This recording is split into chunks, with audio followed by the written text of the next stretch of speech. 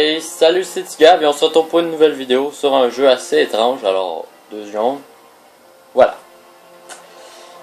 Elemental Monster All-In Card Game. Ou en d'autres mots, un jeu avec des monstres. Un jeu de cartes. À la Yu-Gi-Oh! Ou à la Magic. Ou à Pokémon. Même Pokémon, il rentre dans cette catégorie-là. On va aller voir. Franchement, j'ai fait le tutoriel. Ça, c'est le tutoriel. Après, on s'en va à Serpentis, qui est une zone de feu. Là, je suis rendu à une zone aquatique. Et pour l'instant, c'est pas super. Vraiment, là, pour un jeu qui m'a coûté 1 pièce, il vaut la pièce que j'y ai donnée. Après, si vous voulez des decks précis, vous pouvez les acheter à, je pense, c'est 5-6$. Ce qui est quand même assez cher.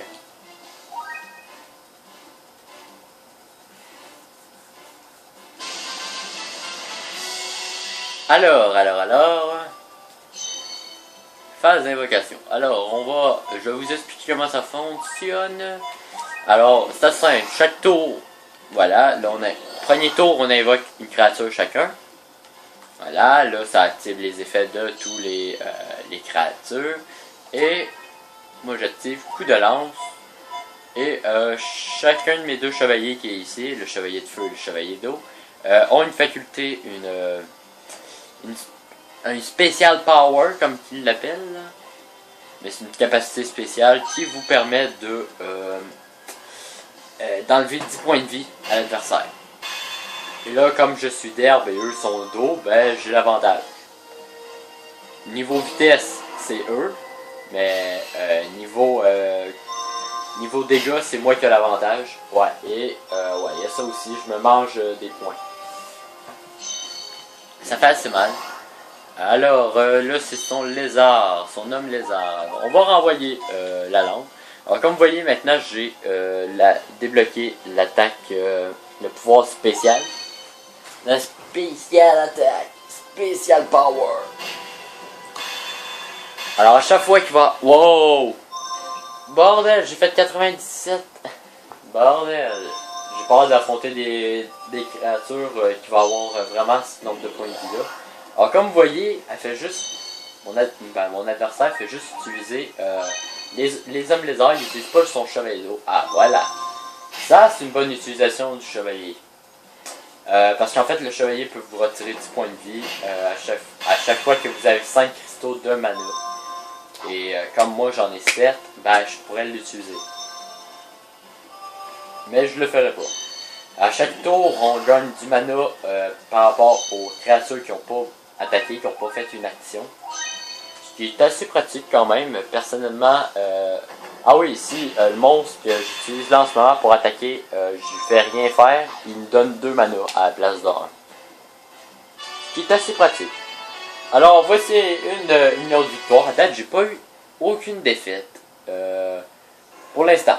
Alors voilà, on prend une nouvelle carte et une carte que j'ai pas.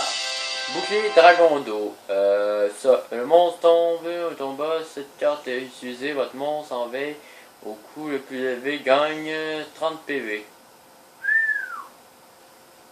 Ça va être pratique ça. Alors, oui, bon, on débloque les cartes comme ça, ce qui est un peu à la Yu-Gi-Oh! Certes, imaginez-vous ça, vous arrivez dans un magasin, vous achetez un pack Yu-Gi-Oh! Il y a juste une carte à l'intérieur, l'arnaque quoi. Je vais trouver le bouclier d'eau, voilà. On va le mettre derrière mon chevalier, parce qu'en fait le chevalier de feu, il meurt quasiment jamais. On va changer pour le requin, voilà. Et voilà. On va modifier le terrain, on va modifier ça, parce qu'en fait... désolé. Une seconde. Voilà, à chaque fois que vous avez battu un combattant, comme le premier, au tout début, vous avez lui qui est normal, qui sert à absolument rien. Après, vous avez la pierre de lumière qui m'a été donnée au début, qui me montre rien. Et il y a lui qui me montre juste mon personnage de feu, et c'est ça que je voulais. Comme vous voyez, lui ici, il booste tout. Voilà, il booste tout le monde. Ce qui est parfait. Voilà, alors. On va refaire un autre combat. Et après, ben, je vais arrêter la vidéo là. Alors, on fait ce combat-là. Ah, ben là, c'est une fille. Première fille que j'affronte dans le jeu là. Et première fille que je vois aussi dans le jeu là.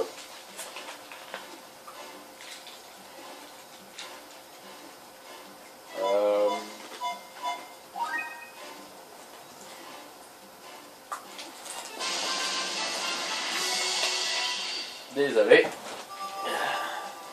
Alors, comme on dit, on pourra changer une équipe qui gagne. Comme vous voyez, il y a le bouclier de Dragon d'eau.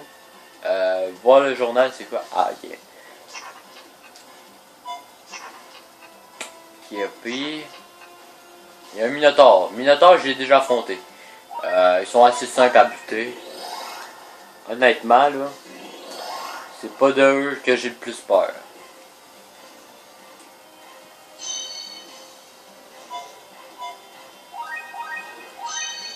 Rage de requin. Alors, d'après moi, c'est elle qui attaque en premier. Techniquement, ça devrait même pas me faire mal. Mais bon.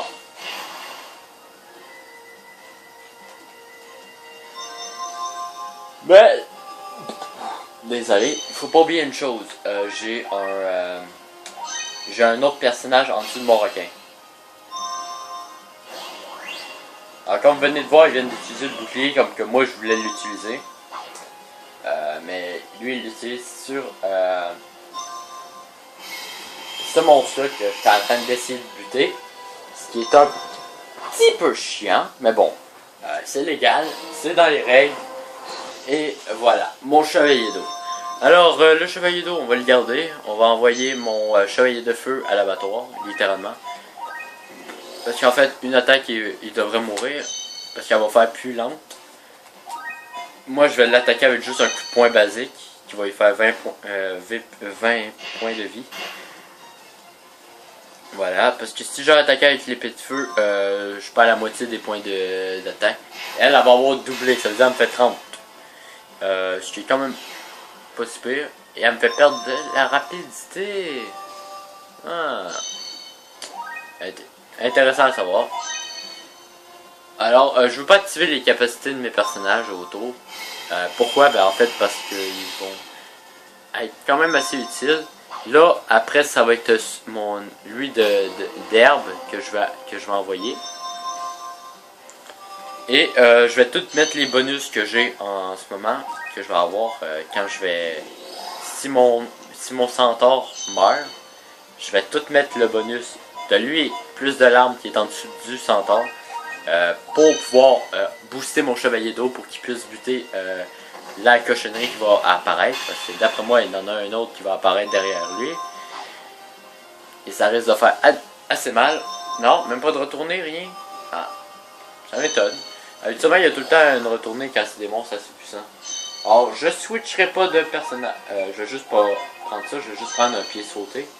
Ouais, tu fais quand même 25 points de vie, hein. Déjà à moitié de sa vie.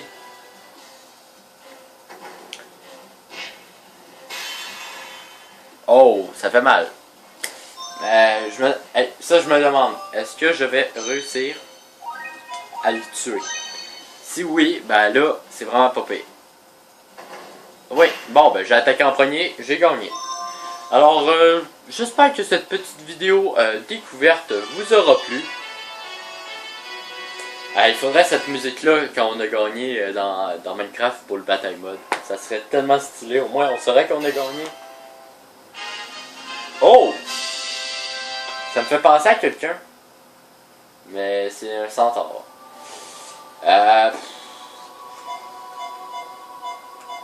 Ok.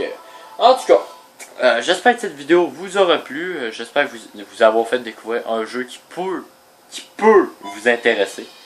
Franchement, ah oui, il y a même des boss, hein. À chaque fois que vous faites plusieurs zones, regardez, on va aller voir ici. Lui, il était là, voilà. Il y avait un jeu de feu, littéralement. Bien compliqué, par exemple. Un petit peu trop même des fois, mais bon, c'est pas trop grave. Hein? En tout cas, les touches sont faciles à apprendre, franchement.